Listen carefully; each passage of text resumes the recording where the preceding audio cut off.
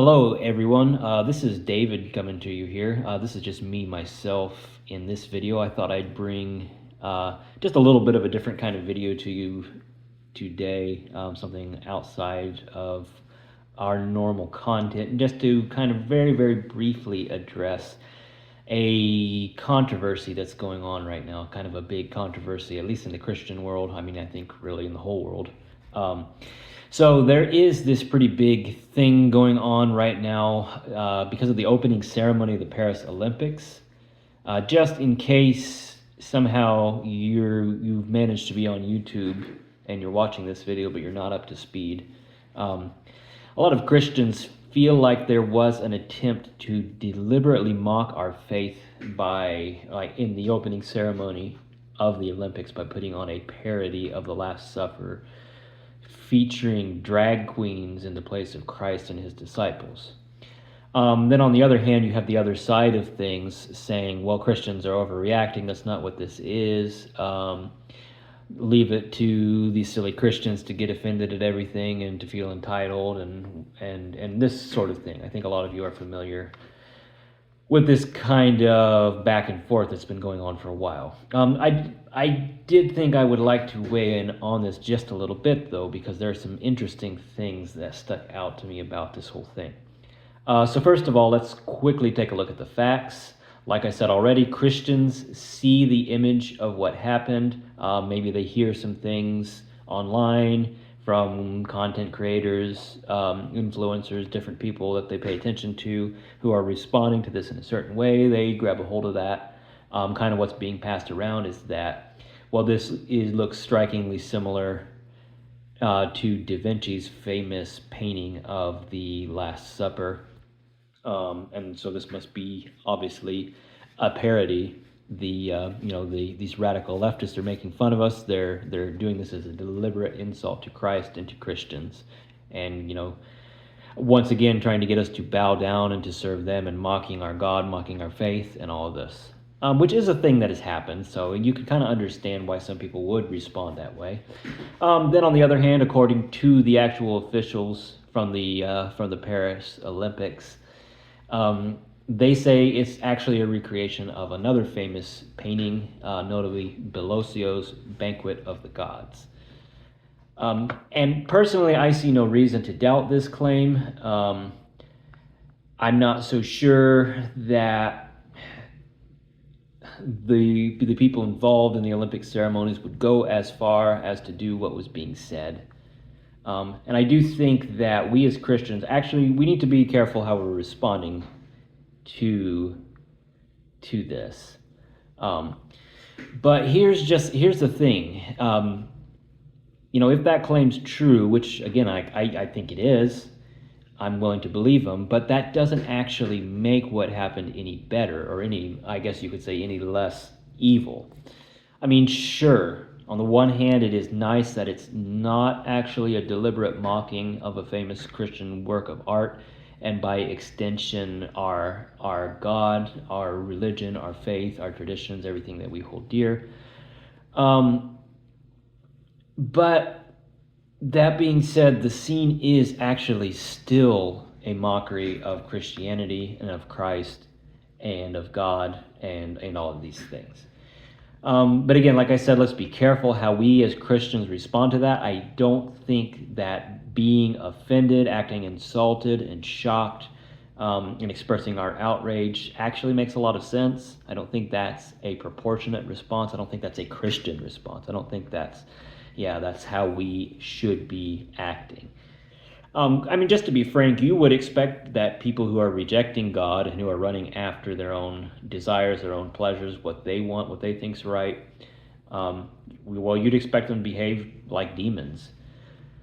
But for myself, I think my response, instead of looking at them with outrage and being insulted and offended, and letting everybody know how offended I am, instead I look at these people and I feel sorrow. I feel sorrow in my heart for them. They really do think that they're doing something grand and enlightened. They think that they're accomplishing something good, and I do actually believe that they believe that. I am giving them that much credit. But the thing with that is, I do think that they are just horribly deceived and that they don't understand what they're doing. So I do want to kind of look at this from something like a symbolic perspective. Look at the symbolism of what's happened here, and see what we can kind of learn from that. So what's being depicted here really is a celebration of paganisms. And it's just, looking at it just from the standpoint of the facts, the Greek gods depicted in the painting lived on Mount Olympus. You can see how that connects with the Olympics. You can kind of understand the thought process going on here. But I'm not sure that the people doing this actually understand and realize what they're actually celebrating here. So Greek paganism, this was not a nice religion. This was not a nice society, an enlightened society run after our comfortable modern ideals like equality and freedom. It's kind of actually just about the opposite of that. This society, this pagan society, any pagan society really, is just a deeply, deeply disturbed and troubled, violent, oppressive society. Like, it's not a pleasant place. A modern person would be shocked, would be horrified by what is actually being celebrated when you're celebrating these things. So like this was an oppressive society, like not only politically but also spiritually. And this is just, like I said, it's just a culture just mired, steeped in violence and just all kinds of evil, terrible things. Like, as much as we might like to think that our society has gone off the rails into evil, like Greek pagan society was quite a bit worse with all those things. So I guess I just ask, is this really something that we want to be celebrating? I think any reasonable person would say no, and thank God that we were delivered from those awful things. But there really is an interesting bit of symbolism going on here, actually. So you see, the conservative Christian crowd actually isn't totally wrong. This is actually a mockery of the Lord's Supper and of the Christian feast of the Eucharist. But I don't think the organizers of the ceremony intended it that way or realized that this is what it is. They didn't connect the dots. They don't understand how these things are connected. And what the conservative crowd is not quite getting right is just who it is that's doing the mocking, why and how that is actually working out in our world and in our experience.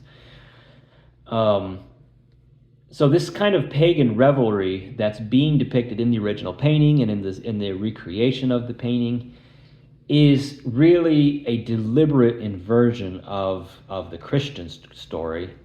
It is a mockery on the part of demons of Christ and of the sacrificial feast that he shares with the church.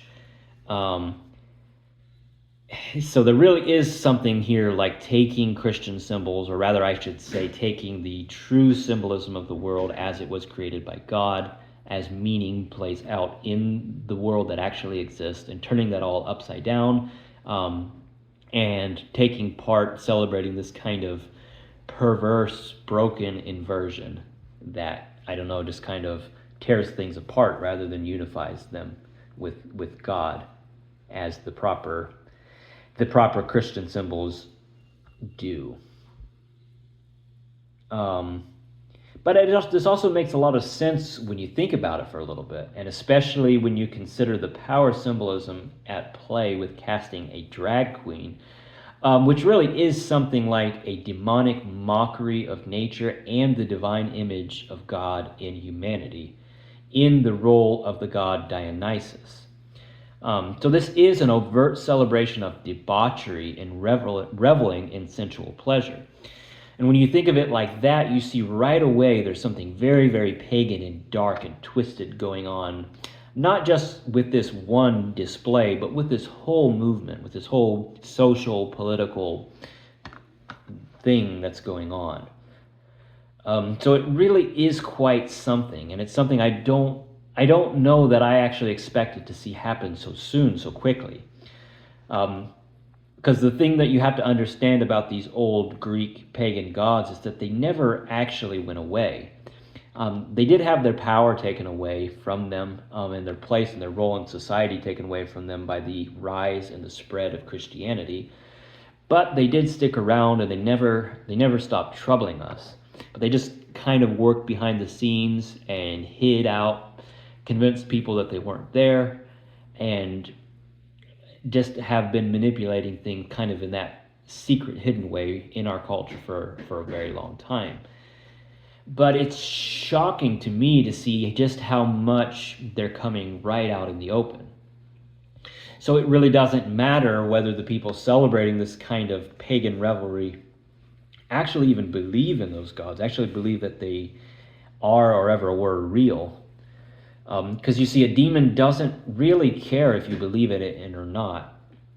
That's not really its agenda. Its agenda is to destroy you and to destroy your world and to tear things down, tear things apart, to divide, to make your life miserable. So if it can trick you into acting in a demonic way and pretend that it doesn't exist and convince you that it doesn't exist, it's still getting everything it wants. It's still accomplishing all of its goals. So I do think that we have a unique opportunity as Christians to step back in this moment and get a clearer picture of what's actually going on in Western culture. The symbolism is actually telling us something remarkable, something very striking, and it's telling us a lot more than we realize if we step back and start to pay attention to it. Unfortunately, we keep getting distracted by our own perceived need to act offended, and to act outraged and to express our outrage.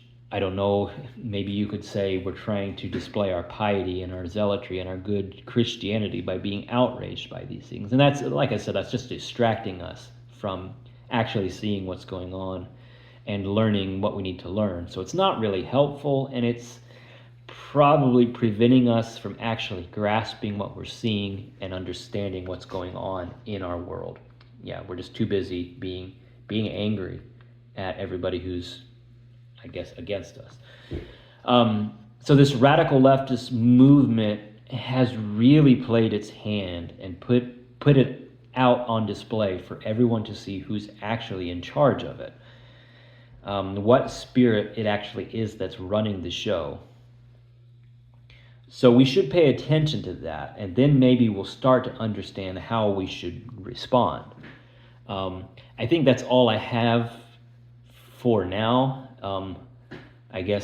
I hope this can strike up some conversation, maybe get people looking at things in a different way, maybe get us considering how we should be responding not only to this event, but to the broader scope of things. Leave your comments below if you enjoyed this video. We appreciate it if you like it, if you subscribe, if you share, if you help us grow this channel. Until next time, I do wish you all peace in Christ.